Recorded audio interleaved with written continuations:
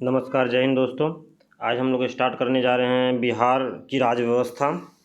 जो ये complete video होगा, कोशिश करेंगे कि ओनली एक ही वीडियो में आपको पूरा बिहार की राज्य व्यवस्था हम लोग पूरा समझा देंगे।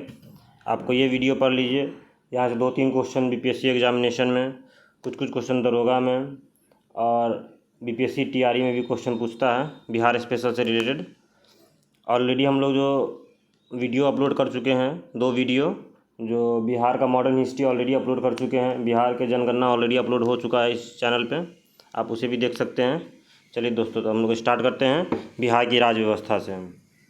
ठीक है, देखिए सबसे पहले जो पृथक बिहार प्रांत का गठन कब हुआ था, घोषणा कब किया गया था, तो 12 दिसंबर 1911 को क्या किया था, घोषणा किया था। लेकिन बिहार कब अलग हुआ था, तो 1912 में हुआ था। ठीक है, 1912 में बिहार का गठन हुआ था। किससे अलग हुआ था, तो आपको पता ही होगा कि बंगाल से अलग हुआ था 1912 में। ठीक है, देखिए बिहार जो है ना, बिहार राज्य में 2 गो मतलब विधानसभा चुनाव जो सबसे पहला हुआ था बिहार राज्य में, विधानसभा चुनाव पहला बार तो 1937 में ईस्वी में हुआ था। ठीक है, बोलेगा क्वेश्चन ये पूछता है बिहार विधानसभा 1937 में चुनाव हुआ था, उसमें कितने सीट थे, तो आपको बोलना है बिहार विधानसभा 1937 में चुनाव हुआ था, उसमें 152 सीट था। कितना था, तो 152 सीट था। ठीक है, और उस टाइम में विधान परिषद, देखिए एक होता है विधानसभा, एक होता है विधान परिषद। ठीक है, तो विधान परिषद जस्ट कर सकते राज्यसभा की तरह होता है, और विधानसभा लोकसभा की तरह होता है। ठीक है, थोड़ा मोड़ा अंतर है, वो हम लोग डिस्कस कर लेंगे। विधान परिषद में उस टाइम में सीट की कितना संख्या थी, तो 30 थी। यहाँ से 3-4 क्वेश्चन बना। पहला हुआ कि बिहार का घोषणा कब किया गया, तो 1911 में।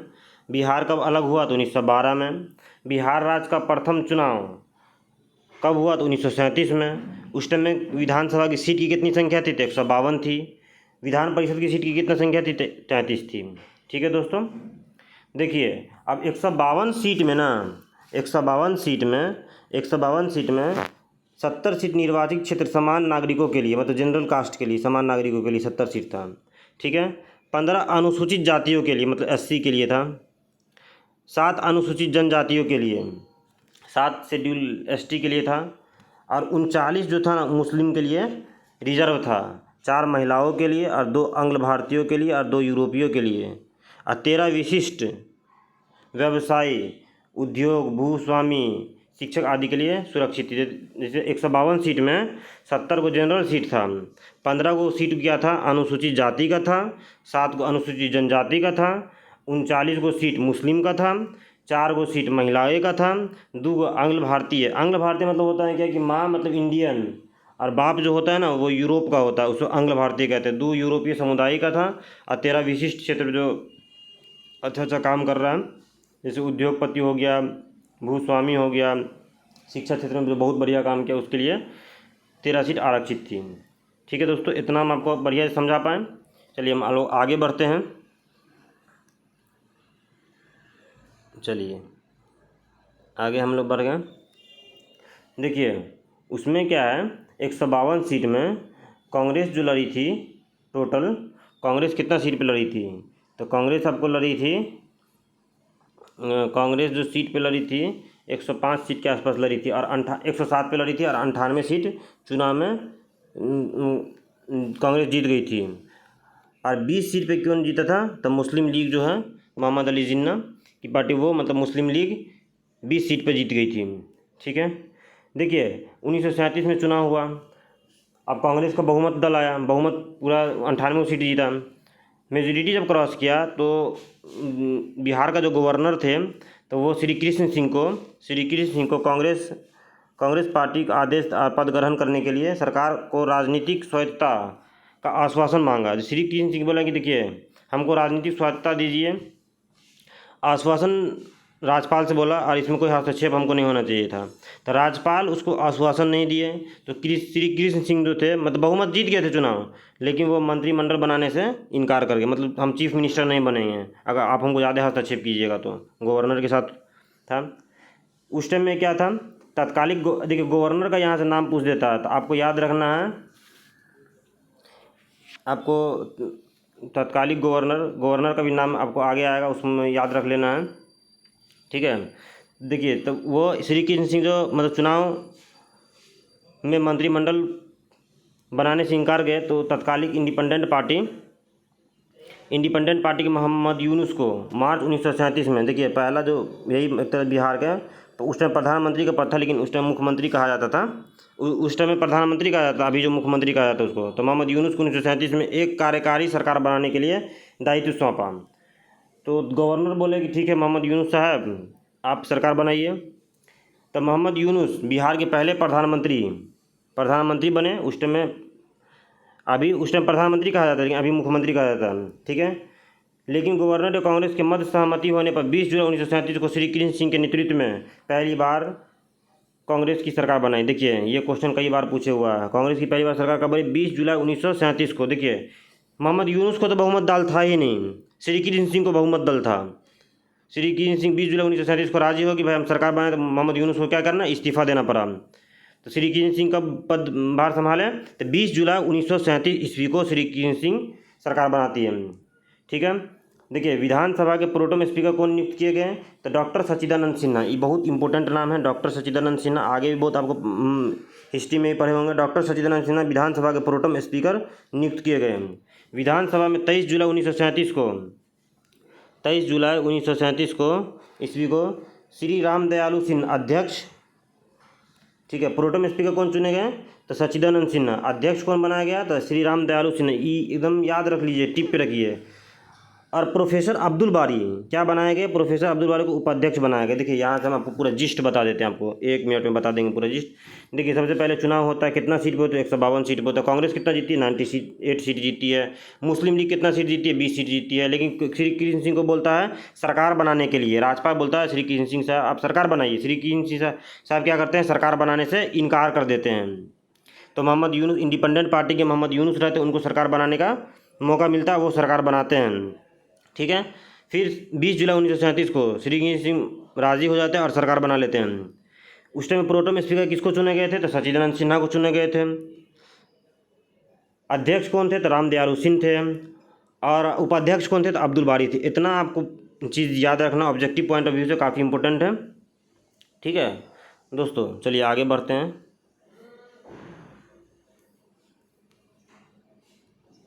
देखिए 1939 ईस्वी में द्वितीय विश्व युद्ध में कांग्रेस की सहमति के विरुद्ध भारत में शामिल करने के मुद्दे पर कांग्रेस मंत्रिमंडल ने त्यागपत्र देकर विधानसभा भंग कर दिया। देखिए 1939 में द्वितीय विश्व युद्ध चल रहा था, आपको पढ़े होंगे, मॉडर्न हिस्ट्री में पढ़े होंगे। ठीक है, तो कांग्रेस की बिना सहमति के लिए कांग्रेस से सहमति भी नहीं लिया और युद्ध में शामिल कर दिया भारत को। इसी से गुस्सा होकर श्री कृष्ण सिंह क्या किया? मंत्रिमंडल से अपना त्यागपत्र दे दिया। अब देखिए बिहार का 1939 से लेकर 1945 ईस्वी तक विधानसभा का गठन भी नहीं हुआ। 1939 से लेकर 1945 तक विधानसभा का गठन भी नहीं हुआ बिहार में। ठीक है, देखिए 1935 ईस्वी के अधिनियम के आधार पर 1946 ईस्वी में पुनः चुनाव हुए। आपको याद होगा भारत शासन गवर्नमेंट ऑफ इंडिया एक्ट 1935। ठीक है, इसमें बहुत इंपॉर्टेंट है, अगर आप नहीं पढ़े हैं तो उसको ज़रूर पढ़िए। गवर्नमेंट ऑफ इंडिया एक्ट 1935 काफ़ी इंपॉर्टेंट है, बहुत सारा क्वेश्चन उससे क्वेश्चन पूछता है। 1935 के अधिनियम के आधार पर 1946 में पुनः चुनाव हुए।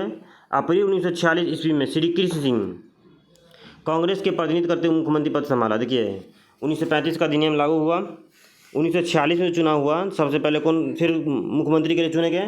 तो कांग्रेस के थे श्री कृष्ण सिंह। वो क्या किया? मुख्यमंत्री का पद फिर से संभाल लिए। ठीक है, विधानसभा द्वारा 36 सदस्यों को संविधान सभा में चुने गए। देखिए बिहार के विधानसभा के 36 सदस्य को संविधान सभा में चुने गए, जिसमें सरोजिनी नायडू, डॉक्टर राजेंद्र प्रसाद, सच्चिदानंद सिन्हा, जगजीवन राम आदि शामिल थे। ठीक है, जगजीवन राम आदि शामिल थे। ये सब ये इम्पोर्टेंट है। देखिए उसके बाद क्या हुआ? हम लोग आज़ाद हो गए। आज़ादी के बाद पहला आम चुनाव कब हुआ? तो 1952 में हुआ। आज़ादी के बाद पहला आम चुनाव कब हुआ? तो 1952 में हुआ। विधानसभा के 330 सीट के लिए चुनाव हुए तथा सदस्य को मनोनीत किया गया। स्वतंत्र बिहार के प्रथम मुख्यमंत्री कौन बने? श्री कृष्ण सिंह बने। देखिए 3-4 क्वेश्चन आ गया। 1946 में कौन मुख्यमंत्री बने? तो श्री कृष्ण सिंह बने। स्वतंत्रता 1952 में चुनाव हुआ, उसमें मुख्यमंत्री कौन बने? तो श्री कृष्ण सिंह क्या हुए। 20 जुलाई 1937 को मुख्यमंत्री कौन बने? तो श्री कृष्ण सिंह बने। उस टाइम में जब पहली बार 1952 में चुनाव हुआ तो उस टाइम बिहार विधानसभा की सीटों की कितनी संख्या थी? तो 330 थी। कभी कभी क्वेश्चन पूछ देता 1937 में जो चुनाव हुआ उसमें सीटों की, बिहार विधानसभा की सीटों की संख्या कितनी थी? तो आपको मानना है कितना मारना है? 152 मारना है। ठीक है दोस्तों, 152। ठीक है। देखिए राज्य पुनर्गठन आयोग 1956 की अनुशंसा के आधार पर बिहार विधानसभा सीटों की संख्या 319 कर दी गई। ई क्वेश्चन अभी तक नहीं पूछा लेकिन इन फ्यूचर पूछ सकता है अगर डेप्थ में पूछेगा। तो 1956 की अनुशंसा के आधार पर बिहार विधानसभा सीटों की संख्या कितना कर दिया गया? 319 कर दिया गया। देखिए क्योंकि सीट बढ़ घट करते रहता है। देखिए 1977 में बिहार विधानसभा सीटों की संख्या वृद्धि की गई और कुल सीट में 325 हो गई। कितना हो गया? 325 सीट हो गया। 15 नवंबर 2000 को जब बिहार झारखंड से अलग हुआ उस टाइम में सीट की संख्या कितनी बच गई? 243, जो अभी भी है 243 है। ठीक है। आपको हम फिर से सीट के बारे में अच्छे से समझा देते हैं ताकि आपको क्लियर हो जाएगा। देखिए दोस्तों पहला इसमें क्या था कि सबसे पहले अगर चुनाव कब हुआ? सबसे पहले चुनाव आपको होता है आपको 1937 में। ठीक है। जब 1937 में चुनाव हुआ उस समय सीट की कितनी संख्या थी? तो 152 थी। ठीक है। उसके बाद स्वतंत्रता के समय कितनी सीट थी? 1952 में कितना सीट थी? तो 1952 में 330 सीट थी। ठीक है। 1970 में कितनी सीट थी? तो 325 सीट थी। 2000 में कितनी सीट हो गई? तो 2000 में 243 सीट हो गई। ठीक है। आपको 243 ही याद रखना है क्योंकि प्रेजेंट डाटा है। ठीक है। चलिए आगे बढ़ते हैं दोस्तों। देखिए अब क्या है इसमें, भारतीय विधानसभा भाग 6 और अनुच्छेद 152 से लेकर 237 के अंतर्गत राज्य सरकारों एवं उनकी कार्यपालिका का वर्णन किया। देखिए आप इंडियन पॉलिटी पढ़िएगा तो भाग 6 जब पढ़िएगा तो 152 से लेके और 237 के अंतर्गत क्या है? राज्य सरकारों एवं उनकी कार्यपालिका का वर्णन किया गया है। ठीक है। भाग 6 में 152 से लेकर 237 तक।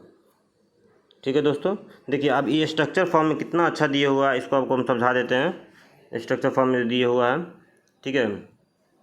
देखिए बिहार की शासन व्यवस्था कैसे है? तो बिहार में आपको पहले बताए थे बिहार में क्या है? द्विसदनीय है। तो देखिए राज्य की विधायिका में कौन आ जाएगा? राज्यपाल आ जाएगा। विधान परिषद आ जाएगा, विधानसभा आ जाएगा। ठीक है। कार्यपालिका देखिए राज्यपाल क्या होता है? विधायिका भी होता है, कार्यपालिका। विधायिका क्यों होता है? क्योंकि जब तक वो साइन नहीं करेगा, जब तक वो बिल पे आखिरी सिग्नेचर नहीं करेगा राज्यपाल, तब तक कोई कानून नहीं बन सकता है। तो ये कार्यपालिका भी होगा। मुख्यमंत्री एवं मंत्रिपरिषद में भी आ जाएगा। मंत्रिपरिषद का राज्यपाल के कार्य और सहायता के लिए मंत्री और मंत्रिपरिषद का गठन किया जाता है। अब प्रशासनिक पदाधिकारी आ जाएगा कार्यपालिका में। प्रशासनिक पदाधिकारी में कौन कौन आ जाएगा? SDM, DM, DYSP ये सब आ जाएगा। ठीक है। स्थानीय स्वशासन 2 प्रकार का इसमें यहाँ बिहार में है। एक पंचायती राज, आपको पता ही होगा, 93 संविधान संशोधन। ठीक है। और नगरीय प्रशासन ये भी है, जैसे नगर निगम बारे में पढ़ते हुए, नगर पंचायत, ये सब है। चलिए अब धीरे धीरे इसको सबको एक एक करके हम एक्सप्लेन करेंगे। सबसे इम्पोर्टेंट क्या होता है? राज्यपाल। बिहार का राज्यपाल के बारे में उसको पढ़ेंगे, फिर विधानसभा के बारे में, परिषद के बारे में, फिर विधानसभा के बारे में पढ़ेंगे, फिर उसको मुख्यमंत्री मंत्रिपरिषद के बारे में पढ़ेंगे, फिर प्रशासनिक अधिकारी के बारे में कुछ कुछ पढ़ लेंगे, फिर पंचायती राज के बारे में पढ़ेंगे और नगरीय प्रशासन के बारे में पढ़ लेंगे। हमारा चैप्टर हो जाएगा ख़त्म। ठीक है। चलिए राज्यपाल के बारे में हम लोग पढ़ते हैं। ये तो थोड़ा सा हम जूम कर लेते हैं दोस्तों ताकि आपको पढ़ें तो अच्छा फील हो। चलिए देखिए राज्यपाल के बारे में। राज्य सरकार का संवैधानिक प्रमुख राज्यपाल होता है। राज्यपाल की विधायिका, कार्यपालिका एवं न्यायपालिका संबंध में अधिकार प्राप्त किए गए हैं। इस अधिकारों का उल्लेख संविधान के भाग 6 में किया गया। देखिए राज्यपाल क्या होता है ना, संवैधानिक प्रमुख बोलेगा तो राज्यपाल, और वास्तविक तो हो जाएगा आपको मुख्यमंत्री। ठीक है। राज्यपाल की नियुक्ति कौन करता है? आपको बोलेगा कि राज्यपाल को अपॉइंट कौन करता है, तो आपको राष्ट्रपति द्वारा की जाती है। राज्यपाल का कार्यकाल कितना होता है? तो राज्यपाल का कार्यकाल कितना होता है? तो 5 साल के लिए होता है। कितना होता है? तो 5 साल के लिए होता है। राज्यपाल का कार्यकाल 5 साल के लिए होता है। ठीक है। राष्ट्रपति के मतलब कब तक ही राज्यपाल अपने पद तक रह सकता है? 1 मिनट दोस्तों। देखिए इसका कार्यकाल कितना होता है? तो 5 वर्ष के लिए होता है। हाईलाइट हम कर दे रहे हैं। इसमें बहुत सारी शक्ति, विधायिका, कार्यपालिका और न्यायपालिका, इसकी शक्ति दिया हुआ है। ठीक है, किसमें दिया हुआ है? तो भाग 6 में दिया हुआ है। देखिए उसमें अगर राज्यपाल की नियुक्ति के संबंध में होता है, राज्यपाल की क्या सेवा शर्तें हैं, तो सबसे पहले ना कि वो भारत का नागरिक होना चाहिए। कहाँ का होना चाहिए? भारत का नागरिक होना चाहिए, और 35 वर्ष की आयु पूरा कर चुका हो, 35 साल का हो और भारत का नागरिक हो, तो उसको क्या बना सकते हैं? हम राज्यपाल बना सकते हैं। ठीक है दोस्तों, चलिए अब हम आते हैं राज्यपाल की शक्ति। देखिए राज्यपाल की बहुत तरह की शक्ति होती है। विधायिका शक्ति होती है, विधि बनाने की शक्ति, क्योंकि अगर विधि बनाने की शक्ति इसलिए होती है कि अगर सपोज कि राज्यपाल सिग्नेचर नहीं करता तो उस कानून ही नहीं बनेगा। कार्यपालिका शक्ति होती है, न्यायपालिका, किसी को भी क्षमादान कर सकता है राज्यपाल। ठीक है, अब हम लोग आते हैं राज्यपाल की शक्तियाँ के ऊपर हम लोग डिस्कशन करेंगे। चलिए ठीक है दोस्तों, आगे बढ़ते हैं।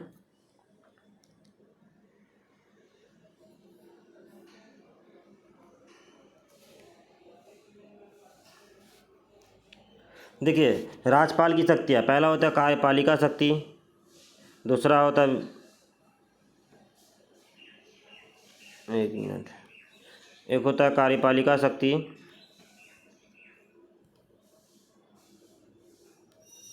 कार्यपालिका शक्ति, विधायिका शक्ति, व्यवस्थित अद्वितीय शक्ति। ठीक है, देखिए कार्यपालिका शक्ति से क्या है? राज्यपाल मुख्यमंत्री और मंत्रियों, अधिवक्ता, राज्य लोकसेवा आयोग के अध्यक्ष व सदस्य, अन्य पद अधिकारियों की नियुक्ति करता है। आप बीपीएससी पास कीजिएगा तो राज्यपाल ही करेगा। देखिए राज्य का मुख्यमंत्री को करेगा, मंत्री को करेगा, महाधिवक्ता एडवोकेट जनरल को करेगा, राज्य लोक सेवा आयोग के अध्यक्ष, सदस्य और उच्च अधिकारियों की नियुक्ति कौन करता है? राज्यपाल करता है। व्यवस्थापिका संबंध, राज्यपाल विधानसभा की बैठक को बुलाता है, ठीक है, स्थगित कर सकता है तथा विधानसभा को विघटन कर सकता है, मतलब बुलाता भी है, समाप्त भी कर सकता है। कोई भी विधेयक तब तक कानून नहीं बनाया जा सकता, आपको ऑलरेडी बताए हुए हैं, जब तक कि राज्यपाल उन पर अपनी स्वीकृति न दे। यदि विधान मंडल में का अधिवेशन नहीं चल रहा हो तो आवश्यकता पड़ने पर यह अध्यादेश जारी कर दे। देखिए अगर राज्यपाल को क्या क्या शक्ति है, सबसे पहले कि मुख्यमंत्री, मंत्री, महाधिवक्ता, राज्य लोक सेवा आयोग की सबकी नियुक्ति करेगा। इसमें क्या है कि भाई किसी सत्र को बुलाएगा, सत्र अवसान कर देगा, मतलब ख़त्म कर देना। अगर राज्य विधानसभा नहीं चल रहा हो तो अध्यादेश जारी कर देगा, ऑर्डिनेंस पावर। इसका वित्त संबंध क्या क्या शक्ति है, मतलब फाइनेंशियल में। देखिए राज्यपाल की पूर्ण स्वीकृति से राज्य विधानसभा का विधेयक प्रस्तुत होता है, बजट जो होता है ना प्रस्तुत, उसमें आपको राज्यपाल की अहम भूमिका होती है। चलिए दोस्तों, वित्त संबंधी हो गया। आप देखिए न्यायिक संबंधी शक्ति हम लोग पढ़ेंगे, थोड़ा सा जूम इन कर देते हैं ताकि आपको दिक्कत नहीं हो। चलिए न्यायिक संबंधी शक्ति, उच्च न्यायालय के न्यायाधीशों की नियुक्ति के मामले में राष्ट्रपति, देखिए न्याय के मामले में इसको क्या है, नियुक्ति के मामले में राष्ट्रपति राज्यपाल से सलाह लेता है, और राज्यपाल आपराधिक की सज़ा को कम कर सकता है और क्षमादान कर सकता है। देखिए अब किसी को मृत्युदंड की सज़ा हो गई है तो राज्यपाल माफ़ नहीं कर सकता, राष्ट्रपति करेगा। और भी कोई सज़ा हुई, छोटी मोटी सज़ा, उसको राज्यपाल माफ़ कर सकता है। उच्च न्यायालय का न्यायाधीश जो होता है उसकी नियुक्ति के संबंध में राष्ट्रपति को परामर्श करता है कि भाई ये न्यायाधीश के लायक है।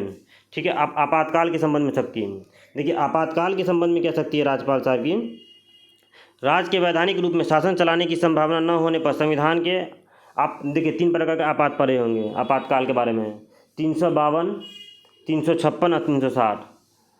ठीक है, 352 पहले होता है राष्ट्रीय आपातकाल, फिर 356 राष्ट्रपति शासन, और 360 होता है वित्तीय आपातकाल। ठीक है, सबकी उद्घोषणा कौन करता है? राष्ट्रपति करता है। लेकिन आपातकाल के संबंध में तो राष्ट्रीय आपातकाल जो लगता है 356 के अधीन लगता है। ये आर्टिकल जो है ना काफ़ी इंपॉर्टेंट है, आर्टिकल 356 कई एग्जाम में पूछा हुआ क्वेश्चन है। ठीक है, वह राष्ट्रपति को आपातकाल की घोषणा करता है और राज्य के में राष्ट्रपति शासन लगाने के परामर्श दे सकते। देखिए राज्यपाल क्या कर सकता है? परामर्श दे सकते, भाई यहाँ कानून व्यवस्था सही से नहीं चल रहा, राष्ट्रपति शासन लगाइए।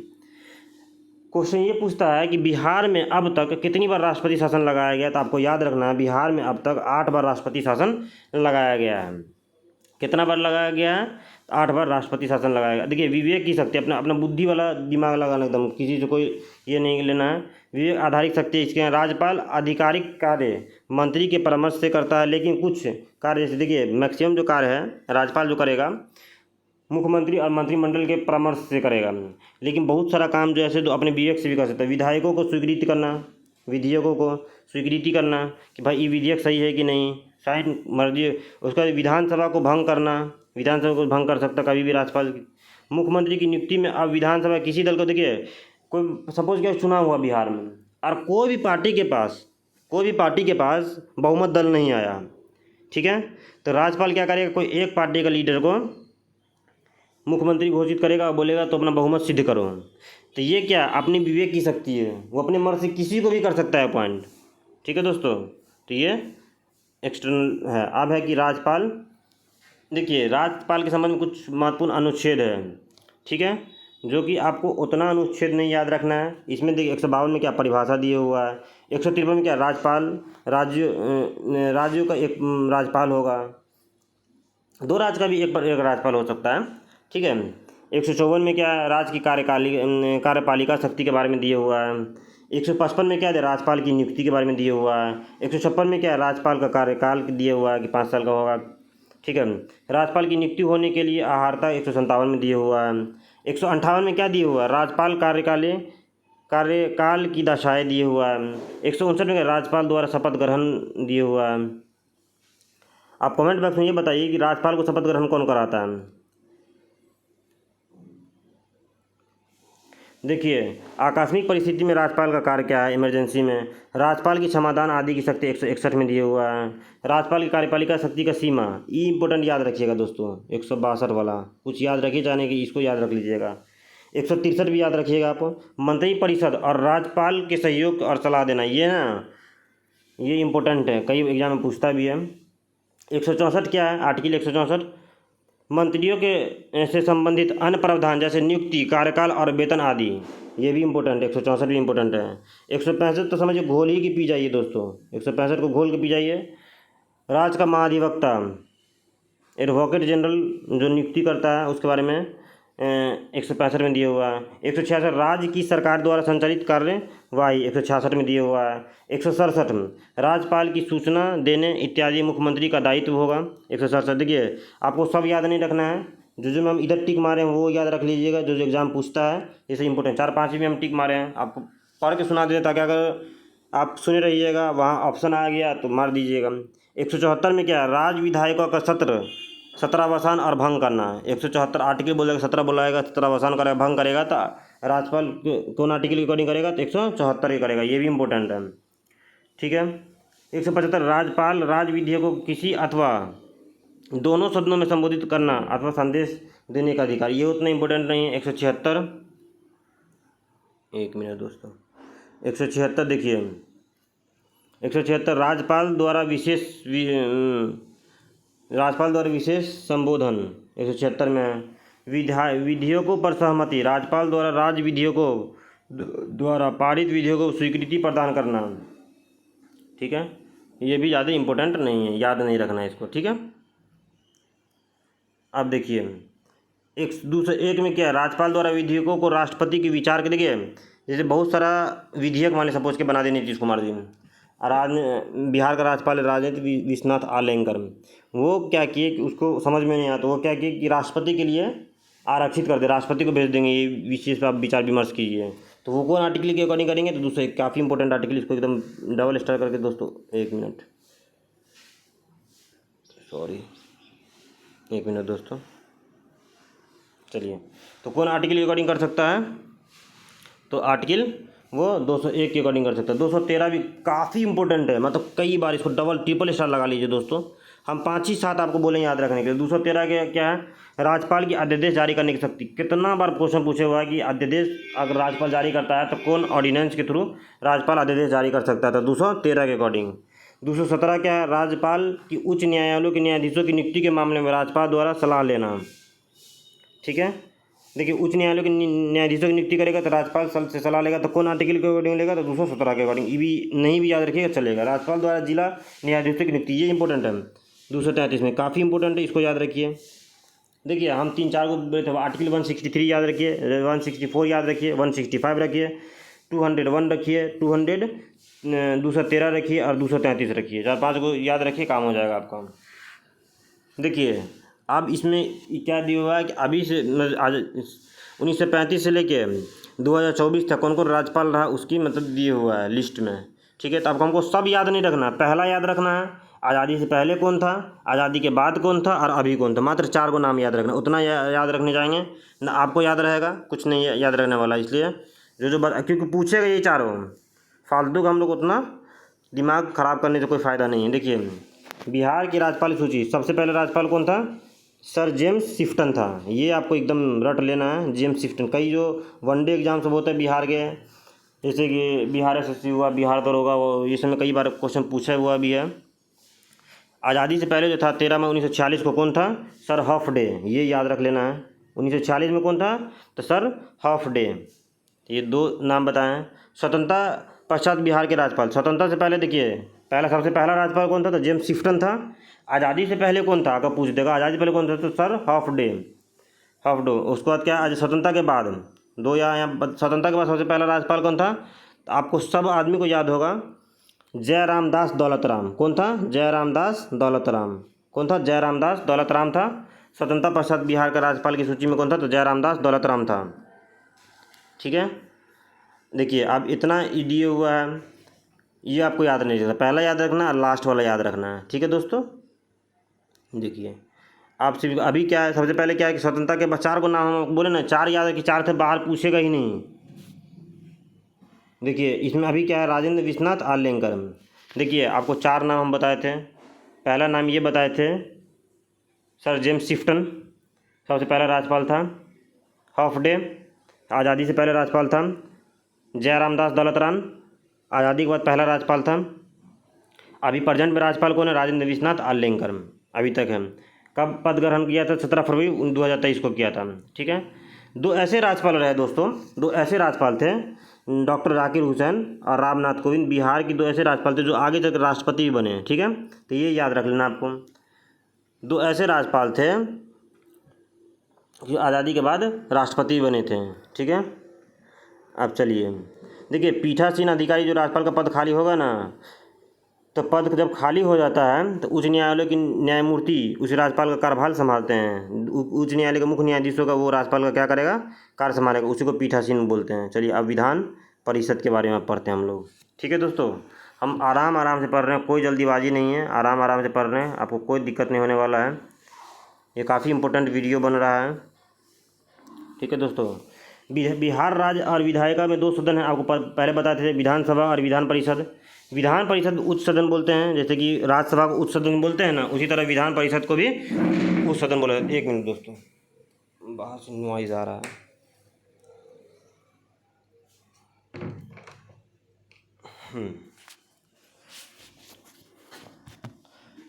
बिहार राज्य की विधायिका को 2 सदन है, जिसमें विधानसभा विधान परिषद उच्च सदन बोलते हैं।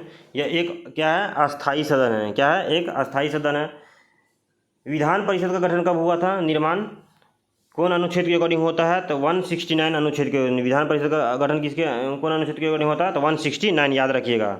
संविधान के अनुच्छेद 171 विधान परिषद की संरचना का वर्णन करता है। बोलेगा विधान परिषद की कैसी संरचना होना चाहिए, कौन अनुच्छेद वर्णन करता है, तो 171।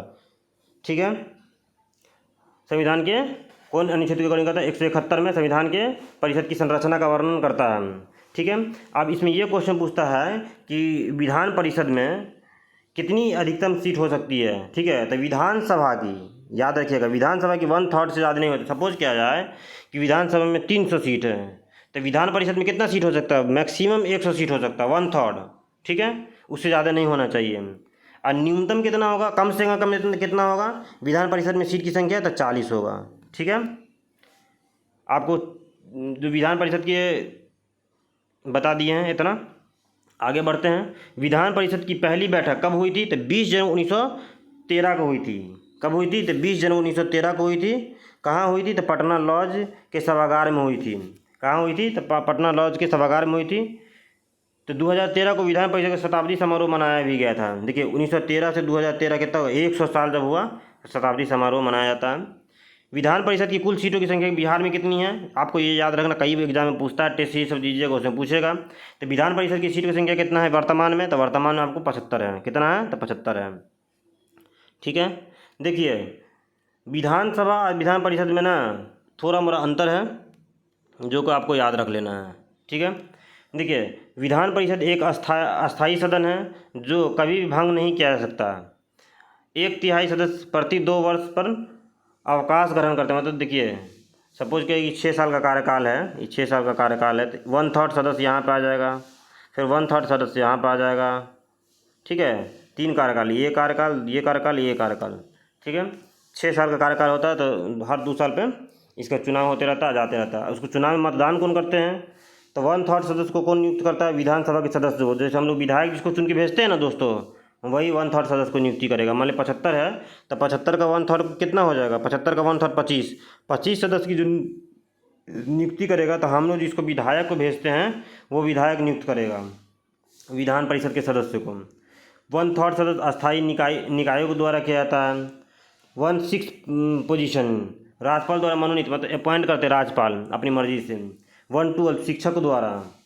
ठीक है, और 1/12 स्नातक जो ग्रेजुएट पास कर चुके हैं उसके द्वारा किया जाता है। ठीक है, अब आते हैं हम लोग विधानसभा के ऊपर आते हैं दोस्तों। देखिए, जैसे हम लोग राज्यसभा लोकसभा पढ़े होंगे इंडियन पॉलिटी में, उसी तरह हम लोग विधान परिषद और विधानसभा यहाँ पढ़ते हैं। ठीक है दोस्तों, तो बिहार राज्य विधायकों में निम्न सदन को क्या कहते हैं? विधान सभा कहते हैं। ये क्या है? अस्थायी सदन है, क्योंकि देखिए हर 5 साल पर चुनाव होता है, और चुनाव में जो हार जाएगा काम खत्म। विधानसभा का वर्णन कितना है? वो 170 में है। अब विधान परिषद पढ़ाए हैं 169 में है। देखिए, राज्य विधानसभा की अधिकतम सीट कितनी हो सकती है? तो 500, और न्यूनतम कितनी हो सकती है? 60। ठीक है, अधिकतम कितनी हो सकती है? तो 500, और न्यूनतम कितनी हो सकती है? तो 60 हो सकती है। ठीक है दोस्तों, सबसे पहले ये बताइए, देखिए 7 फरवरी 1921 को मौजूदा विधानमंडल का सभागार प्रांतीय विधान परिषद की पहली बैठक हुई थी। इसी आधार पर 1921 में विधानसभा की शताब्दी वर्ष मनाया गया था। 2021 में शताब्दी वर्ष विधानसभा का मनाया गया था। अब विधान परिषद का कब मनाया गया था? 2013 में। ठीक है, 1913 में उसका पहला गठन हुआ था, इसलिए 100 साल पूरा हो गया था यहाँ 2021 में, इसलिए। विधानसभा की सीटों की संख्या अभी बिहार में कितनी है? तो 243, आपको ऑलरेडी पढ़ा चुके हैं। विधानसभा में सीटों का आरक्षण, देखिए ई जो है ना, अभी इतना पढ़ाना सबसे ज़्यादा इंपॉर्टेंट यहाँ पर कोई चीज़ है तो आपको ये पूछता है कि अनुसूचित जाति के लिए कितना रिजर्व सीट है, तो आपको 38 सीट रिजर्व है। 2 अनुसूचित जनजाति के लिए, जनजाति पूछेगा तो 2, अनुसूचित जाति पूछेगा तो 38 के लिए आरक्षित है। इसके अतिरिक्त 1 सीट आंग्ल भारतीय समुदाय के लिए आरक्षित हुई है, जो 104। देखिए आंग्ल, आप ऑलरेडी इसी वीडियो देखिए, यही वीडियो देखिएगा तो इसमें ऑलरेडी हम पहले समझा चुके हैं। 104वें संविधान संशोधन के माध्यम से इसको 2021 में हटा दिया गया, मतलब निरस्त कर दिया गया। ठीक है, विधानसभा सदस्यों का कार्यकाल कितना होता है? तो 5 वर्ष तक होता है। अब बताइए विधान परिषद का कार्यकाल कितना होता है? विधान परिषद के कार्यकाल, तो विधान परिषद का कार्यकाल 6 वर्ष का होता है। विधानसभा का कार्यकाल कितना होता है? 5 वर्ष का होता है। लेकिन विभिन्न परिस्थितियों में इसका कार्यकाल पूरा होने से भंग किया जा सकता है। आपको बताया ना, अलग अलग परिस्थिति आएगा, सपोज कि राष्ट्रीय आपातकाल लगा, राष्ट्रपति शासन लग गया, तो इसमें क्या होता है ना, भंग हो जाता है। ठीक है, चलिए दोस्तों, अब हम लोग ने यहाँ पे बॉक्स फॉर्म में दे दिया ताकि आपको याद रहे। आपको इसको अच्छे से बोल देते हैं, आपको याद हो जाएगा दोस्तों। देखिए 2013 में विधान परिषद के सदस्य कितना थे? 43 था। ठीक है, विधान परिषद का सदस्य, उसका 1937 में 30 हो गया, 1952 में 72 हो गया, 72, उसका 1958 में 96 हो गया, 2000 में 75। हमको याद रखना 75। ठीक है दोस्तों, अब विधानसभा का देखिए, विधानसभा का कुछ याद रहे चाहे नहीं रहे भाई, 2000 वाला अभी जो है ना प्रेजेंट वाला 243 तक को याद रहना ही चाहिए। 1937 में 152, ये भी क्वेश्चन पूछता है। बाकी ये ऊपर वाला क्वेश्चन पूछता है, नीचे वाला क्वेश्चन पूछता है, बीच का पूछ देगा वो पता नहीं, लेकिन अभी तक जो पूछता है दो इम्पोर्टेंट है। 1937 में कितना था? तो 152 था। 2000 में कितना सीट था विधानसभा में? तो 243 था। चलिए मुख्यमंत्री, अब हम लोग आते हैं मुख्यमंत्री के बारे में पढ़ेंगे। देखिए, राज्य की कार्यपालिका का वास्तविक प्रधान कौन होता है? तो मुख्यमंत्री होता है। जो होता ना वास्तविक प्रधान मुख्यमंत्री होता है। मुख्यमंत्री की अध्यक्षता में मंत्रिपरिषद का गठन होता है। अनुच्छेद कितना? अनुच्छेद के अकॉर्डिंग 163। आपको ऑलरेडी पहले बताए थे 163, आप याद रखिएगा। पहले जो राज्यपाल का अनुच्छेद पढ़ाए थे उसमें बोले थे 163, 165, ये याद रखिएगा। 163 की तरह राज्यपाल के सहयोग प्रदान करता है। देखिए 164 के तहत क्या करता है? मुख्यमंत्री की नियुक्ति राज्यपाल करते हैं। आपको ये भी बोले थे 163, 164 नियुक्ति कौन करता है? मुख्यमंत्री की, तो राज्यपाल। कौन आर्टिकल 164 के अकॉर्डिंग? मुख्यमंत्री विधानसभा के बहुमत दल का नेता होता है। ठीक है। मुख्यमंत्री को पद और गोपनीयता की शपथ कौन दिलाता है? तो राज्यपाल दिलाता है। पद और गोपनीयता की शपथ कौन दिलाएगा? तो राज्यपाल दे। आप ये बताइए, राज्यपाल को शपथ कौन दिलाएगा? तो हाई कोर्ट का जो मुख्य न्यायाधीश है ना, वो दिलाएगा, या अगर वो मुख्य न्यायाधीश नहीं है तो वरिष्ठ कोई न्यायाधीश। ठीक है। मुख्यमंत्री का कार्यकाल क्या होता है? निश्चित नहीं होता है। सामान्य कार्यकाल 5 वर्ष का होता है माना जाता है, लेकिन बहुमत की स्थिति के अनुसार कार्यकाल का निर्धारण राज्यपाल कर। देखिए, सपोज यहाँ पर इसलिए लिखा निश्चित नहीं होता है, सपोज क्या कि बहुमत गिर गया, बहुमत उसके पास नहीं है, उसका काम खत्म, लेकिन सामान्य जनरली 5 साल का होता है, याद रखिएगा। मुख्यमंत्री राज्य या देश के प्रधानमंत्री के समान, देखिए जैसे देश का प्रधानमंत्री होता है तो राज्य का प्रधानमंत्री के समान मुख्यमंत्री होता है। मुख्यमंत्री मंत्री परिषद एवं मंत्रिमंडल की बैठक की अध्यक्षता करता है। ठीक है, चीफ मिनिस्टर जो होगा, तथा राज्य के विकास के लिए उत्तरदायित्व का निर्वहन करता है। मुख्यमंत्री पढ़ लिए। अब हम लोग आते हैं बिहार के मुख्यमंत्री सूची में। देखिए, आप इसको पूरा सूची आपको याद नहीं रखना है, जितना हमको बता रहे हैं इससे एक क्वेश्चन पॉलिटी में बाहर नहीं जाएगा दोस्तों, क्योंकि हम कई को सेट बना चुके हैं, तब आपको ये वीडियो हम लाए हैं। ठीक है। पहला मुख्यमंत्री कौन था? तो मोहम्मद यूनुस। कब हुआ? 1 अप्रैल 1937 को बने थे। कब तक थे? बस इतना याद रखिए, 1 अप्रैल 1937 से स्टार्ट हुआ, 19 जुलाई 1937 तक खत्म हो गया, क्योंकि 20 जुलाई को श्री कृष्ण सिंह बने 1937 में ही, फिर श्री कृष्ण सिंह बने 20 जुलाई 1946 में बने। ठीक है। ये 3 ऊपर का याद रखिएगा, पहला मोहम्मद यूनुस, दूसरा श्री कृष्ण सिंह, तीसरा भी श्री कृष्ण सिंह। ठीक है। उसके बाद आप आ जाइए, सीधा आइए यहाँ पे, याद रखिएगा। पहला बोलेगा पहली बार जो राष्ट्रपति शासन लागू हुआ था तो किसके कार्यकाल में हुआ था राष्ट्रपति शासन? तो आपको बोलना है भोला प्रसाद पासवान शास्त्री के टाइम में प्रथम बार राष्ट्रपति शासन लागू हुआ था। ठीक है। उस टाइम में मुख्यमंत्री कौन था? तो मुख्यमंत्री था भोला प्रसाद शास्त्री। ठीक है। कब हुआ था? तो 1968 में, 1968 में मारिएगा, क्योंकि क्वेश्चन आपको ऑप्शन कैसे देगा? 1968, 1969, 1970, 1971 ऐसे ऑप्शन देगा। तो आपको क्या मारना है? 1968 में। कितना जुलाई? 29 जुलाई 1968 को हुआ था। उतना नहीं देखते, पूछा कैसे 1968 ऑप्शन जो देता है ना, आप बहुत सारा टेस्ट सीरीज दीजिएगा तो 68, 69, 70 ऐसे करके देता है। ठीक है। तो पहली बार राष्ट्रपति शासन कब लागू हुआ था? तो भोला प्रसाद शास्त्री के समय लागू हुआ था। ठीक है, 1968 में लागू हुआ था। ठीक है।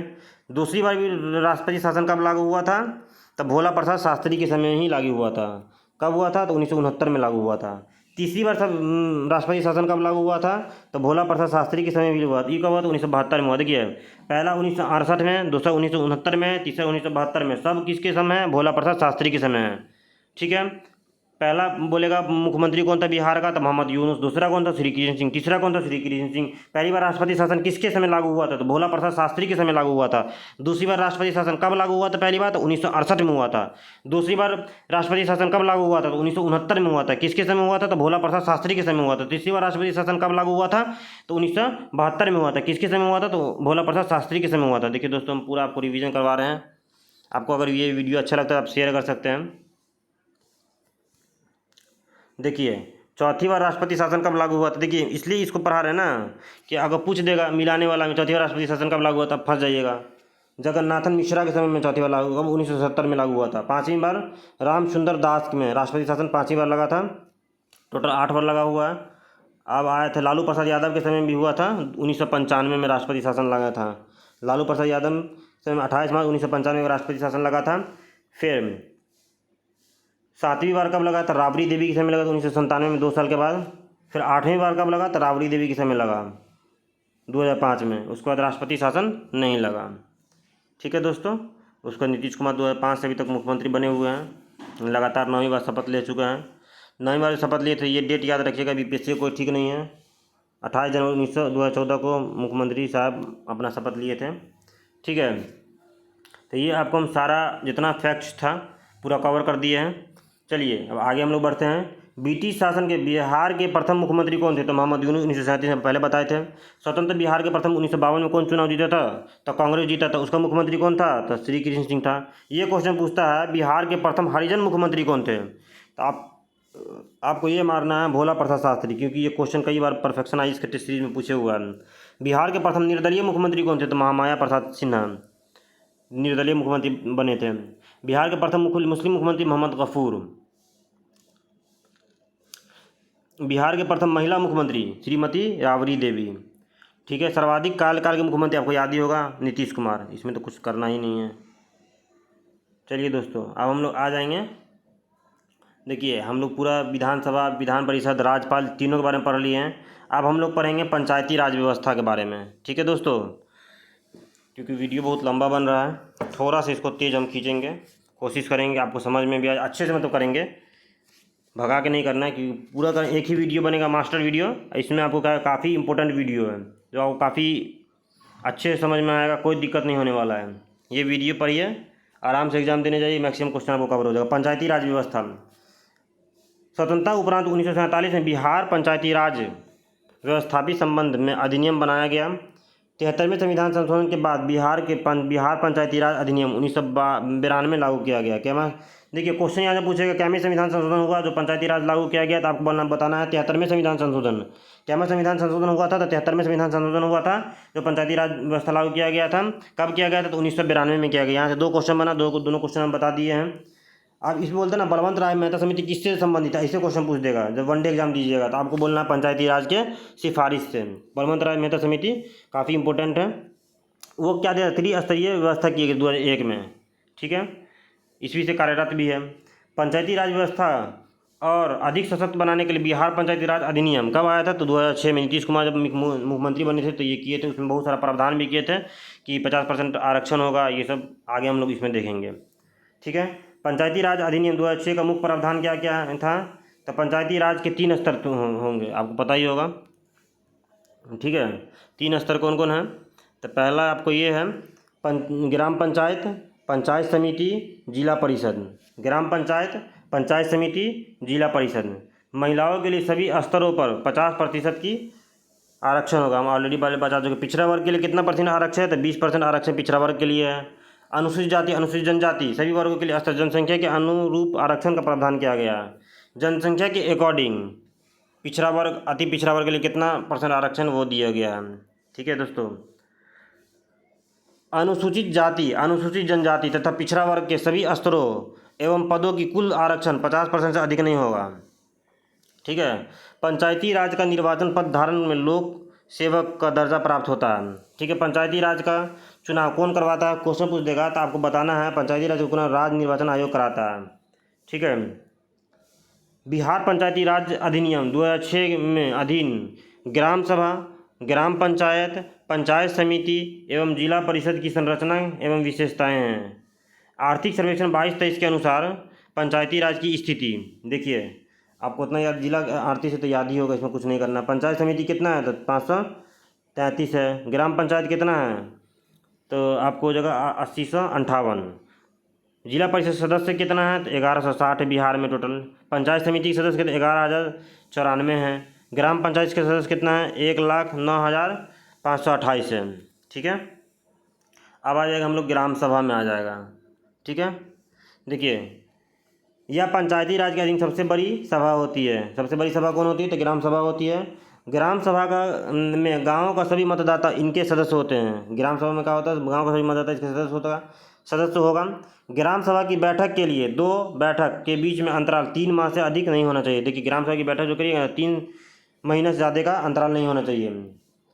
देखिए हम लोग पढ़े थे कोरम, लोकसभा में पढ़े होंगे, राज्यसभा में पढ़े होंगे, लेकिन यहाँ पर ग्राम सभा में भी होता है। तो उसका जो कोरम गणपूर्ति होता है, देखिए ग्राम सभा में बैठक का आयोजन मुखिया द्वारा कराया जाता है। ग्राम सभा का कोरम गणपूर्ति कुल सदस्य का 120 होता है। जितना भी सदस्य है वो 120 भाग नहीं है तो कोरम पूरा नहीं होगा। प्रत्येक ग्राम सभा में प्रत्येक बैठक की अध्यक्षता संबंध में ग्राम पंचायत के मुखिया द्वारा की जाती है। कौन करेगा, तो ग्राम पंचायत का मुखिया द्वारा किया, तो उनकी अनुपस्थिति में उप मुखिया। ठीक है, आप पता होगा मुखिया योजना डायरेक्ट हो गया, उप मुखिया योजना इनडायरेक्ट होता है। ग्राम सभा के कुल विकासात्मक कार्य, सहयोग और पहचान करना, लाभुकों को पहचान करना, अंशदान देना, निगरानी करनी। देखिए जो भी डेवलपमेंट का काम होगा ना ग्राम लेवल पे, गांव लेवल पे, तो मुखिया होगा। ग्राम सभा के लोग सब मतलब बैठक करके निश्चय करेंगे भाई यहाँ पर का नाला बनाना है, ये है छोटा मोटा, तो वो सब काम होते रहता है। चलिए अब आएंगे ग्राम पंचायत। ठीक है दोस्तों, एक मिनट सॉरी।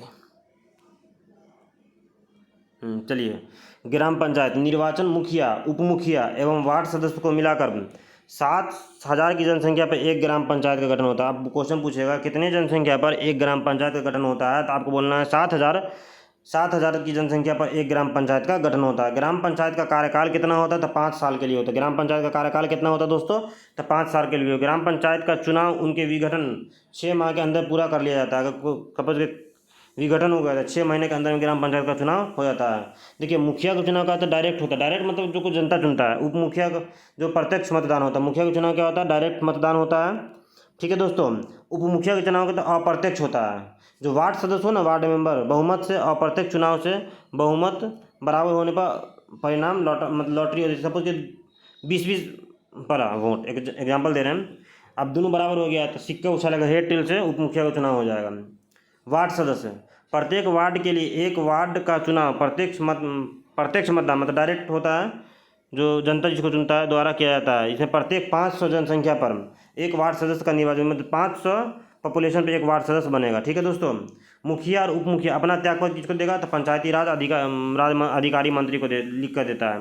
मुखिया और उप मुखिया अपना त्यागपत्र देगा तो, इस्तीफा देगा तो, ठीक है। देखिए वार्ड सदस्य अपना त्यागपत्र स्वयं लिखकर मुखिया को दे सकता है, जिसके 7 दिन के बाद उसका पद रिक्त हो जाएगा। ग्राम पंचायत की बैठक के लिए गर्भपूर्ति सदस्य की कुल संख्या आधी होगी। ग्राम कचहरी के बारे में हम लोग पढ़ते हैं दोस्तों। देखिए प्रत्येक ग्राम पंचायत के क्षेत्र में न्यायिक कृत्यों के लिए एक ग्राम कचहरी होती है, ठीक है। ग्राम कचहरी का प्रधान कौन होगा, सरपंच। देखिए ये क्या होना है, देखिए जैसे हम लोग पढ़ते हैं लेजिस्लेटिव, एग्जीक्यूटिव और जुडिशरी, उसी तरह ना ग्रामीण लेवल पे भी होती है लेजिस्लेटिव, एग्जीक्यूटिव और जुडिशरी। तो कचहरी कौन होगी, जैसे हम लोग सुप्रीम कोर्ट, हाई कोर्ट पढ़ते ना, तो उसी तरह ग्राम लेवल पे क्या होगा, ग्राम कचहरी, जिसका कौन होगा, प्रधान सरपंच होगा। हम लोग चुनते होंगे जो प्रत्यक्ष मतदान से निर्वाचित होते हैं, प्रत्यक्ष मतलब डायरेक्ट, जिसको जनता चुनती है, ठीक है दोस्तों। ग्राम पंचायत के सभी वार्ड के एक सरपंच सदस्य प्रत्यक्ष मतदान द्वारा निर्वाचित होते हैं। निर्वाचित पंच सदस्य एवं सरपंच अपने में से एक सरपंच और चुनाव अप्रत्यक्ष मतदान द्वारा करते हैं। प्रत्येक ग्राम कचहरी की सहायता के लिए एक सचिव और न्याय मित्र की नियुक्ति की जाती है। किसकी, देखिए हम लोग पंचायती राज में देखे होंगे सचिव जी, उसी की नियुक्ति की जाती है ग्राम कचहरी के लिए, ठीक है। सरपंच और उप सरपंच अपना त्यागपत्र जिला पंचायती राज पदाधिकारी को लिखित कर देते हैं। ग्राम कचहरी का कोई भी पंच अपना त्यागपत्र स्वलिखित आवेदन द्वारा सरपंच को देते हैं। सरपंच को क्या करे, कोई भी अगर पद छोड़ना चाह रहा था, किसको देगा, लिखित करके सरपंच को देगा। अब आएगा पंचायत समिति, ठीक है दोस्तों। एकदम अच्छे से इसमें कवर किया गया, एकदम इतना अच्छे से आप दोस्तों कहीं भी पढ़िएगा तो आपको बहुत कम जगह मिलेगा। प्रखंड स्तर पर पंचायत समिति होती है। देखिए प्रखंड स्तर पर क्या होगी, पंचायत समिति होती है। प्रत्येक 5,000 जनसंख्या पर एक पंचायत समिति सदस्य का निर्वाचन होता है। पंचायत समिति सदस्य का निर्वाचन प्रत्येक मतदान मतलब डायरेक्ट जनता इसको चुनेगा, ठीक है। पंचायत समिति सदस्य का निर्वाचन उपरांत अपने सदस्य के प्रमुख और उप प्रमुख का चुनाव करते हैं। किसका करते हैं, प्रमुख और उप प्रमुख का चुनाव करते हैं। प्रमुख एवं उप प्रमुख का चुनाव पंचायत समिति सदस्य द्वारा अप्रत्यक्ष मतदान द्वारा किया जाता है। प्रमुख पंचायत समिति की बैठक कौन करता है, अध्यक्ष करता है। प्रमुख अपना त्यागपत्र अनुमंडल दंडाधिकारी को देता है। उप प्रमुख अपना त्यागपत्र प्रमुख को देता है। देखिए उप प्रमुख जो होगा त्यागपत्र किसको देगा, प्रमुख को देगा। प्रमुख किसको देगा, तो अनुमंडल दंडाधिकारी को देगा। पंचायती समिति के सदस्य अपना त्यागपत्र स्वलिखित रूप से प्रमुख को देते हैं। जो भी सदस्य होगा उप प्रमुख को देगा, जितना भी है प्रमुख को देगा। लेकिन प्रमुख को दिक्कत हो गया तो जाके ऑफिसर को देना पड़ेगा, दंडाधिकारी। चलिए जिला परिषद, हम लोग जिला परिषद पढ़ देते हैं। जिला स्तर पर जिला परिषद होती है। जिला परिषद ग्राम पंचायतों और पंचायत समिति के लिए नीति निर्धारण और मार्गदर्शन का काम करती है। देखिए 50,000 जनसंख्या पर प्रत्येक मतदान द्वारा जिला परिषद का चुनाव होता है, ठीक है। जिला परिषद के निर्वाचन सदस्य अपने में से एक अध्यक्ष, एक उपाध्यक्ष और अप्रत्यक्ष मतदान द्वारा करते हैं। अध्यक्ष अपना त्यागपत्र स्वलिखित रूप से जिला दंडाधिकारी को देते हैं। उपाध्यक्ष अपना त्यागपत्र अध्यक्ष को देते हैं। जिला परिषद सदस्य अपना त्यागपत्र अध्यक्ष को देते हैं। देखिए आप इसमें हो गए कन्फ्यूज, भाई किसको किसको कौन कौन त्यागपत्र दे रहा है। देखिए पहला जान लीजिए, जिला परिषद जो बनता है तो 50,000 जनसंख्या बनता है। अब इसमें कोई दिक्कत नहीं होगा। इसका चुनाव कैसे होता है, तो डायरेक्ट होता है, ठीक है। जिला परिषद में क्या होता है, एक अध्यक्ष होता है, एक उपाध्यक्ष होता है। अध्यक्ष का और होता है एक उपाध्यक्ष होता है, ये दोनों का चुनाव का होता है अप्रत्यक्ष होता है, मतलब इसको जनता नहीं चुनती है। ठीक है। अध्यक्ष अपना त्यागपत्र किसको देगा, जिला दंडाधिकारी को देगा। उपाध्यक्ष किसको देगा, तो अध्यक्ष को देगा। जिला परिषद सदस्य किसको देगा, तो त्यागपत्र अध्यक्ष को देगा। जो भी है सब अध्यक्ष को दे देगा। अध्यक्ष को देना होगा तब तब दंडाधिकारी को जाएगा। ठीक है, आप क्लियर हो गया होगा। देखिए दोस्तों, इसमें क्या है कि कैसे कैसे चुनाव होता है वो दिया हुआ है। पंचायती राज के सभी जनप्रतिनिधि निर्वाचन एवं त्यागपत्र की विधियाँ। देखिए, मुखिया अपना अगर निर्वाचन होगा तो प्रत्यक्ष, प्रत्यक्ष मतलब जिसको जनता चुनती डायरेक्ट, मुखिया का क्या होगा, जनता। अपना त्यागपत्र किसको देगा, तो जिला पंचायती राज पदाधिकारी को देगा। उप मुखिया क्या होता है, अप्रत्यक्ष होता है, वार्ड सदस्य का जो मेंबर है उसको चुनता है, उप मुखिया को। इसको ये किसको देगा, जिला पंचायती राज पदाधिकारी को देगा अपना त्यागपत्र। वार्ड सदस्य किसका होता है, वार्ड सदस्य जो वार्ड मेंबर में चुनते हैं, तो ये भी प्रत्यक्ष होता है, मतलब डायरेक्ट चुनाव होता है। ये किसको अपना त्यागपत्र देगा, तो मुखिया जी को दे देंगे। प्रमुख किसको देगा, प्रमुख जो होता है उसका चुनाव कैसे होता है, इनडायरेक्ट होता है। वो अपना त्यागपत्र किसको देगा, तो अनुमंडल दंडाधिकारी को देता है। उप प्रमुख किसको देता है, तो ये भी अप्रत्यक्ष होता है। ये किसको देगा, तो प्रमुख को देगा। पंचायत समिति सदस्य किसको होता है, तो प्रत्यक्ष, प्रत्यक्ष मतलब डायरेक्ट है। पंचायत समिति के जो चुनाव होता है, हम लोग जाते हैं इलेक्शन देने के लिए, वोट देने के लिए। प्रत्यक्ष, देखिए इतना समझ लीजिए, प्रत्यक्ष मतलब जो जनता चुनता। अप्रत्यक्ष मतलब जिसको आप चुनते हैं ना उसके द्वारा चुना जाता है, वो अप्रत्यक्ष। जिला परिषद अध्यक्ष क्या होता है, अप्रत्यक्ष होता है। जिला परिषद उपाध्यक्ष अप्रत्यक्ष होता है। जिला परिषद सदस्य अप्रत्यक्ष होता है। सरपंच अप्रत्यक्ष होता है। ठीक है, इसको किसको त्यागपत्र देते हैं देख लीजिएगा। चलिए, अब है नगरीय प्रशासन। उतना इम्पोर्टेंट भी नहीं, ये बॉक्स जो उतना इम्पोर्टेंट नहीं है, क्योंकि ये इम्पोर्टेंट आपको ये याद रखें, निर्वाचन कैसे होता है, डायरेक्ट और इनडायरेक्ट, ये याद रखिएगा, क्योंकि वैसे वहाँ से क्वेश्चन बहुत कम पूछता है। जितना पढ़ा रहे वो काफ़ी आपको इम्पोर्टेंट है, मैक्सिमम आपको एग्जाम में यहीं से क्वेश्चन आएगा आपको।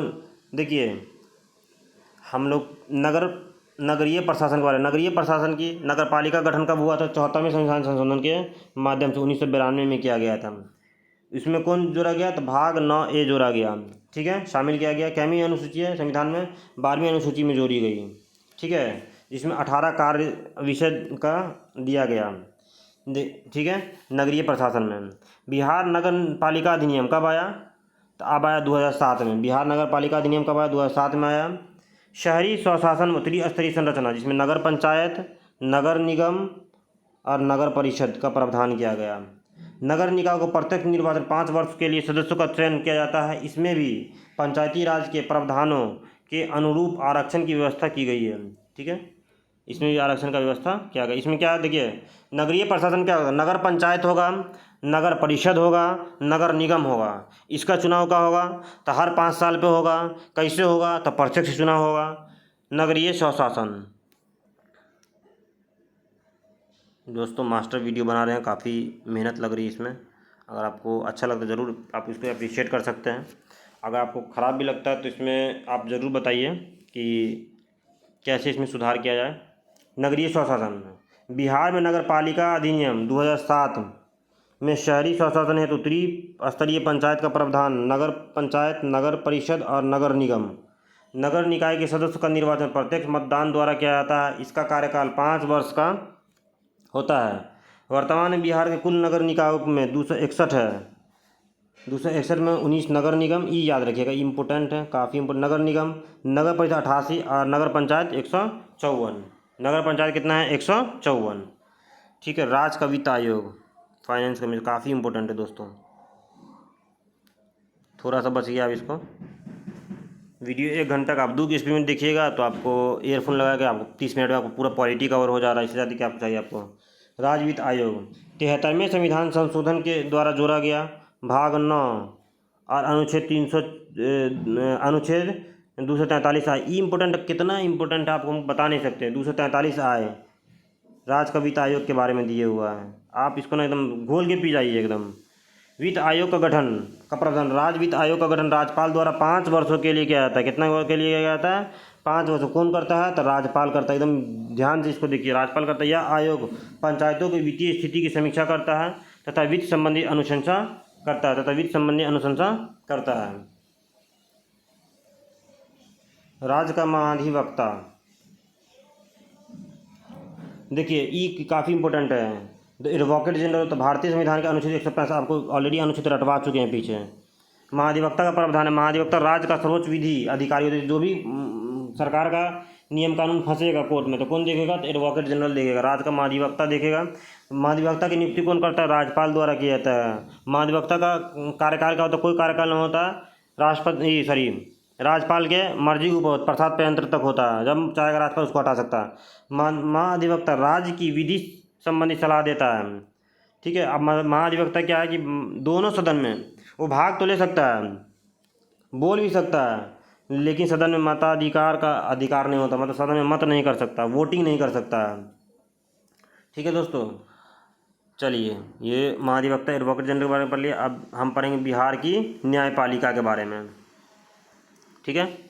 राज्य की न्यायपालिका व्यवस्था में उच्च न्यायालय पटना के स्थान पर शीर्ष है। पटना उच्च न्यायालय की गठन सरकार अधिनियम 1909 के अंतर्गत 3 फरवरी 1916 को किया गया था। ये याद रखना है, कब किया गया था, 3 फरवरी 1916 को। पूरा जो लाइन पर उसमें एक ही इंपॉर्टेंट है, 3 फरवरी 1916 को पटना उच्च न्यायालय की स्थापना की गई थी। पटना उच्च न्यायालय के प्रथम मुख्य न्यायाधीश कौन थे, तो सर एडवर्ड मेयर चैम्पमर डेमियर। चैम्पमर याद रखिए, चैम्प्स,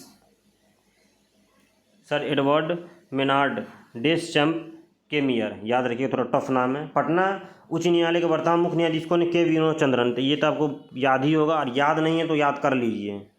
देखिए पटना उच्च न्यायालय में मुख्य न्यायाधीशों को कितना है, मुख्य न्यायाधीश सहित 29 न्यायाधीश है, 14 अतिरिक्त न्यायाधीश हैं, ठीक है। उसके बाद है उच्च न्यायालय में न्यायाधीशों की नियुक्ति कौन करता है, राष्ट्रपति करता है, आपको पता होता है। नियुक्ति में भारत के मुख्य न्यायाधीश के संबंध राज्यपाल द्वारा परामर्श की। देखिए राज्यपाल क्या करेगा कि राष्ट्रपति को बताएगा, उसमें क्या होता है ना, कॉलेजियम सिस्टम से इसका मतलब ये होता है, न्यायाधीशों की नियुक्ति होता है, ठीक है। उच्च न्यायालयों के मुख्य न्यायाधीशों का शपथ संबंधी राज्य के राज्यपाल द्वारा दिलाया जाता है। कौन दिलाता है, उच्च न्यायालयों के कोई न्यायाधीश अगर बना है तो उसको शपथ कौन दिलाएगा, तो उसको राज्यपाल शपथ दिलाते हैं। कौन दिलाता है, तो राज्यपाल। ये याद रखिए, जो रीड कर रहे हैं ना वो काफ़ी इंपॉर्टेंट चीज़ कर रहे हैं। अब देखिए उच्च न्यायालय के न्यायाधीशों की योग्यता होना चाहिए कुछ ना कुछ भाई, उसका क्या योग्यता है। देखिए उच्च न्यायालय के न्यायाधीशों की योग्यता क्या हो, वह भारत का नागरिक हो, वह भारत के न्यायिक कार्यों के लिए 10 वर्ष का अनुभव हो, अथवा उच्च न्यायालयों में लगातार 10 वर्ष तक अधिवक्ता मतलब एडवोकेट वकील रह चुका हो। उच्च न्यायालयों के न्यायाधीशों की जो 62 वर्ष की आयु तक पद पर रह सकते हैं। सुप्रीम कोर्ट कब तक रह सकता है, हाई कोर्ट रहता है 62 वर्ष, सुप्रीम कोर्ट रहता है 65 वर्ष, ठीक है। उच्च न्यायालयों के क्षेत्र की शक्तियाँ, अब उच्च न्यायालय में बहुत सारा क्षेत्र अधिकार है, उसकी शक्तियाँ हम लोग पढ़ लेते हैं। प्रारंभिक क्षेत्राधिकार, मूल अधिकार संसद और विधानमंडल आदि संबंध में विवादों की प्रथम दृष्टि सुनवाई पर अधिकार है, ठीक है। पता चला कि मूल अधिकार हुआ फंडामेंटल राइट, संसद या विधानमंडल आदि के संबंध में विवादों पर कर सकता है, रीट जारी कर सकता है। आप पढ़े होंगे कि हाई कोर्ट का रीट ज़्यादा होता है as compare to supreme court, ये इंपॉर्टेंट है। अनुच्छेद 226 के अकॉर्डिंग उच्च न्यायालय नागरिकों को मौलिक अधिकार की रक्षा करता है। अपीलीय क्षेत्राधिकार, तीसरा है उच्च न्यायालय एक अपीलीय न्यायालय है जहां राज्य के अधीनस्थ न्यायालयों के विरुद्ध अपील की सुनवाई की जाती है। पर्यवेक्षीय क्षेत्राधिकार, उच्च न्यायालय इसके तहत अपने अधीनस्थ न्यायालयों की गतिविधियों की समीक्षा कर सकता है। अधीनस्थ न्यायालयों का नियंत्रण, अधीनस्थ न्यायालयों की न्यायाधीशों की नियुक्ति, पदोन्नति आदि का अधिकार होता है। लोअर कोर्ट होता है उसी को अधीनस्थ बोलते हैं। चलिए आपको पता होगा सुप्रीम कोर्ट और हाई कोर्ट जो कोर्ट ऑफ रिकॉर्ड पढ़े होंगे पॉलिटी में, ठीक है। अभिलेख न्यायालय, उच्च न्यायालय एक अभिलेख न्यायालय है। उच्च न्यायालय द्वारा दिए गए निर्णय अभिलेख न्यायालय के साक्ष्य के तौर पर रखा है। देखिए आप जब वकील के यहाँ जाइएगा तो देखिएगा बहुत सारा दस्तावेज सब रखा होगा। उस दस्तावेज में क्या होता है, उस सारा ना रिकॉर्ड रखता है कि सुप्रीम कोर्ट या हाई कोर्ट ये मैटर पर ना ये जजमेंट दिए थे, ताकि उसको ना जब वो पेश होते हैं जज साहब के सामने तो वो दलील दे सकते कि इस टाइम में ये केस का ये इस टाइप का केस था तो ये निर्णय दिया गया था। न्यायिक पूर्णावलोकन की शक्तियाँ, अनुच्छेद 13 और अनुच्छेद 226 के तहत उच्च न्यायालय केंद्र सरकार एवं राज्य सरकार के अधीनस्थ कार्यालयों को आदेश संवैधानिक की जांच करता है। बिहार की न्यायिक व्यवस्था उच्च न्यायालयों के बाद जिला अनुमंडल स्तर पर अधीनस्थ न्यायालय मतलब लोअर कोर्ट जिला न्यायाधीशों की नियुक्ति राज्यपाल के द्वारा उच्च न्यायालयों के न्यायाधीशों के परामर्श 233 के तहत की। देखिए बोलता है जिला में जो डिस्ट्रिक्ट कोर्ट होता है, डिस्ट्रिक्ट कोर्ट के न्यायाधीशों की नियुक्ति कौन करता है? एक मिनट दोस्तों, देखिए डिस्ट्रिक्ट कोर्ट के न्यायाधीशों की नियुक्ति कौन करता है? तो आपको बोलेगा कि हाई कोर्ट का जज करता है। किसकी परामर्श पे? तो राज्यपाल के परामर्श पे। अनुच्छेद तो 233। ठीक है, लास्ट पेज है दोस्तों,